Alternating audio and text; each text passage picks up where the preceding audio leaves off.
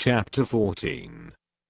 And it came to pass in Iconium, that they went both together into the synagogue of the Jews, and so spake, that a great multitude both of the Jews, and also of the Greeks believed. But the unbelieving Jews stirred up the Gentiles, and made their minds evil affected against the brethren.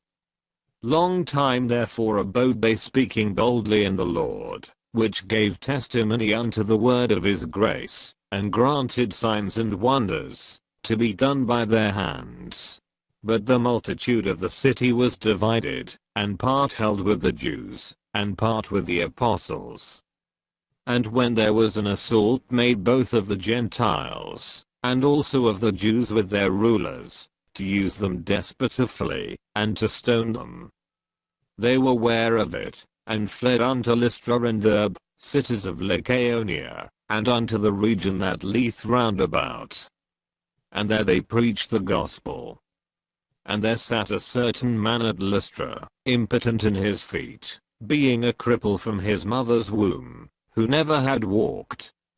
The same heard Paul speak, who steadfastly beholding him, and perceiving that he had faith to be healed, said with a loud voice, Stand upright on thy feet.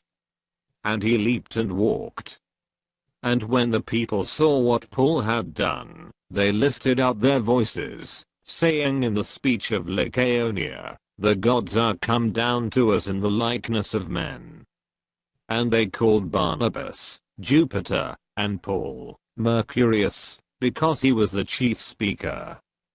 Then the priest of Jupiter, which was before their city, brought oxen and garlands unto the gates, and would have done sacrifice with the people.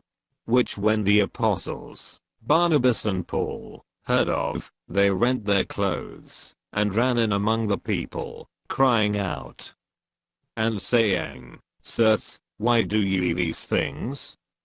We also are men of like passions with you, and preach unto you, that ye should turn from these vanities unto the living God, which made heaven, and earth, and the sea, and all things that are therein, who in times past suffered all nations to walk in their own ways. Nevertheless he left not himself without witness, in that he did good, and gave us rain from heaven, and fruitful seasons, filling our hearts with food and gladness. And with these sayings scarce restrained they the people, that they had not done sacrifice unto them. And there came thither certain Jews from Antioch and Iconium, who persuaded the people, and, having stoned Paul, drew him out of the city, supposing he had been dead. Howbeit, as the disciples stood round about him, he rose up, and came into the city, and the next day he departed with Barnabas to Derbe. And when they had preached the gospel to that city, and had taught many, they returned again to Lystra, and to Iconium, and Antioch, confirming the souls of the disciples, and exhorting them to continue in the faith, and that we must through much tribulation enter into the kingdom of God. And when they had ordained them elders in every church, and had prayed with fasting, they commended them to the Lord, on whom they believed. And after they had passed throughout Pisidia, they came to Pamphylia. And when they had preached the word in Perga, they went down into Attalia, and then sailed to Antioch, from whence they had been recommended to the grace of God for the work which they fulfilled.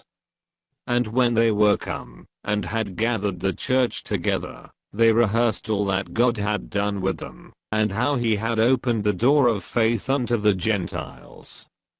And there they abode long time with the disciples,